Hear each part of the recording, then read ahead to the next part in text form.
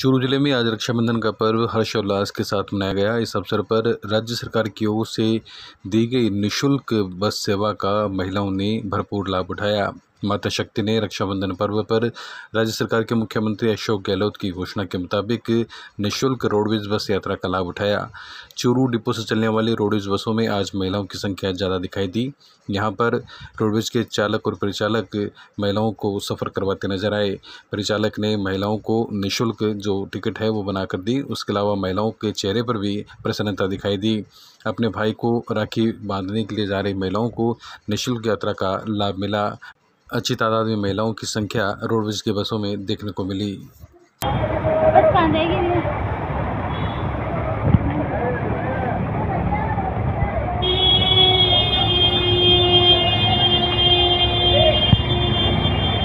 चलो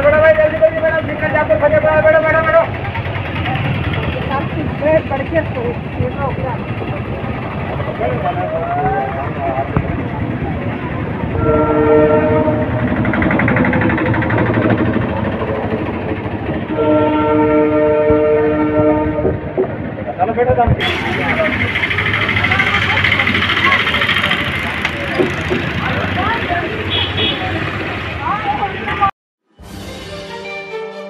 जिला मुख्यालय पर हर्षोल्लास के साथ मनाया गया रक्षाबंधन का पर्व।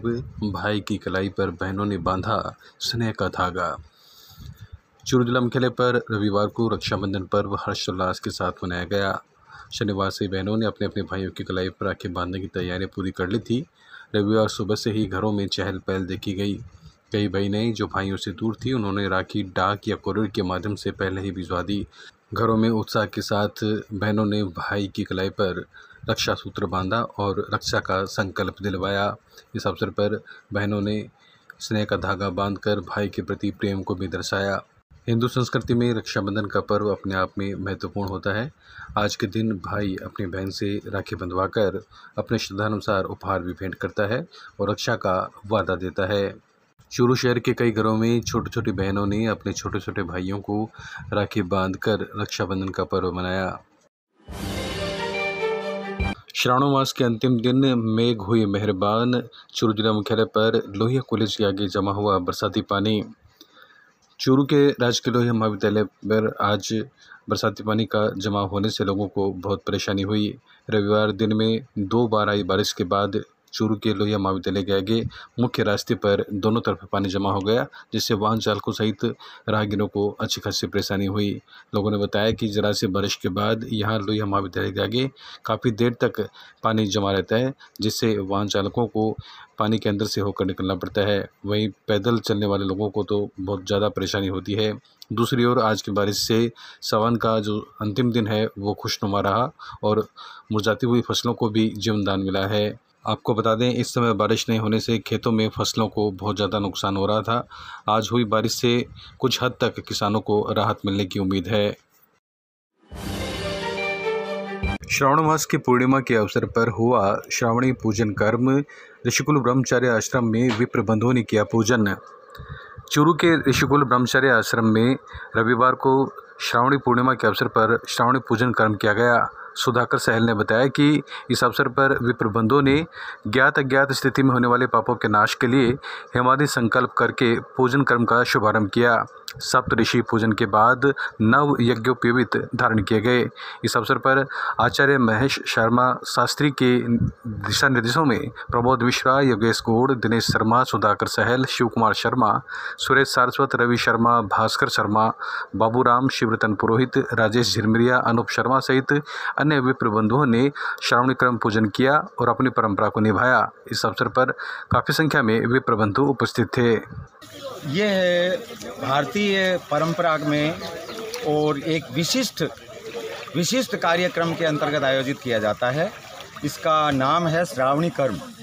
और वैसे हमारा ये जो भारत देश है वो अनेक पर्वों का देश कहा जाता है। यहाँ पर प्रतिदिन कोई न कोई उत्सव या पर्व मनाया जाता है। श्रावणी कर्म का महत्व यही है कि हमारे द्वारा और प्रतिदिन इस जन्म में और पूर्व जन्म में भी ज्ञात और अज्ञात स्थिति में अनेक प्रकार के पाप जो हैं वो होते हैं। और हमारे भारत की परंपरा है कि हमारे यहाँ भारत भूमि में जन्म लेने वाला मनुष्य और दूसरे परलोक में जाए, यानी मृत्यु के बाद जो है वो निष्पाप होकर के जाए।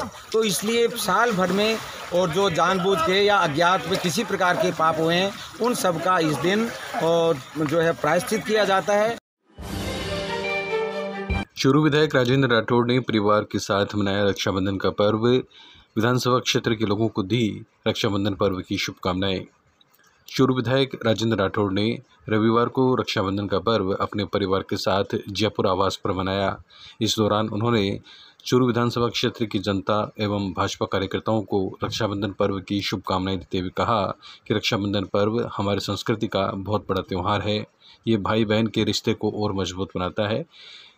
भाई द्वारा बहन की रक्षा का वचन लिया जाता है और बहन के द्वारा जो रक्षा सूत्र बांधा जाता है उससे भाई की रक्षा होती है।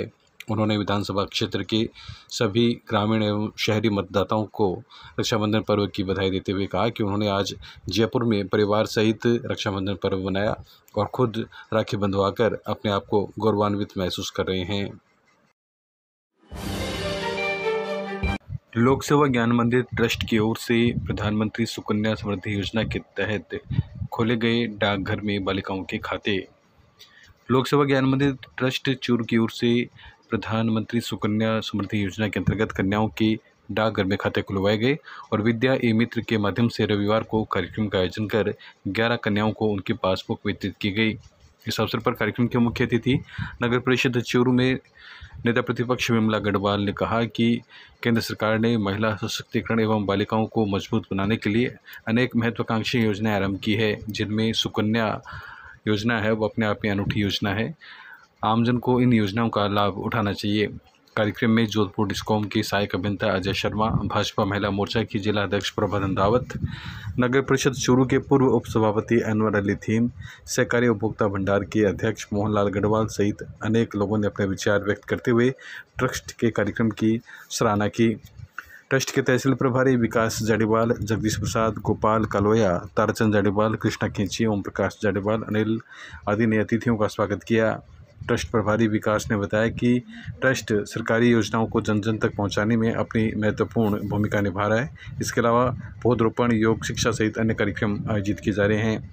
इस अवसर पर पूर्व पार्षद श्याम सुंदर शर्मा, माया देवी पंवार, कपिल भाटी, शंकर लाल सैनी, अब्दुल प्रेम कुमार, उमेद सैनी सहित अनेक लोग मौजूद थे। संचालन शिक्षाविद ओम प्रकाश तंवर ने किया। अपने यहाँ एक विशेष कार्यक्रम का आयोजन किया जा रहा है, जिसके मंच को सुशोभित कर रही हैं आदरणीय श्रीमती विमला जी गढ़वाल, जो नगर परिषद में प्रतिपक्ष की नेता है और विशिष्ट अतिथि के रूप में विराजमान है ADVNL के PN अजय शर्मा जी और बीजेपी जिला महिला मोर्चे की अध्यक्ष माननीय प्रभा जी, सहकारी बैंक के निदेशक मोहनलाल गढ़वाल और अपनी उपस्थिति दर्ज करवाई और छोटे छोटे बच्चों को अपना आशीर्वाद स्वरूप जो स्वर्णिम समय है वो हमें दिया।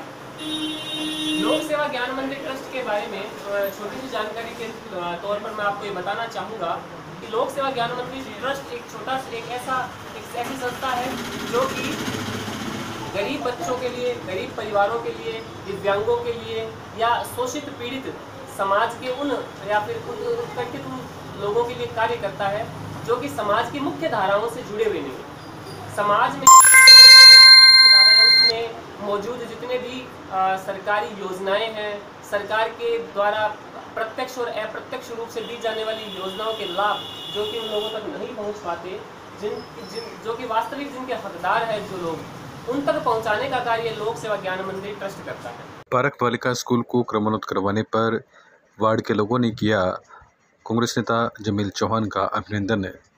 चूरू जिला मुख्यालय पर आथोड़ा मोहल्ला में नौजवान कमेटी ने मदीना मस्जिद के पास अभिनंदन कार्यक्रम आयोजित कर कांग्रेस नेता जमील चौहान का राजकीय पारक बालिका माध्यमिक विद्यालय को उच्च माध्यमिक विद्यालय में क्रमोन्नत करवाने पर आभार जताया और उनका अभिनंदन किया।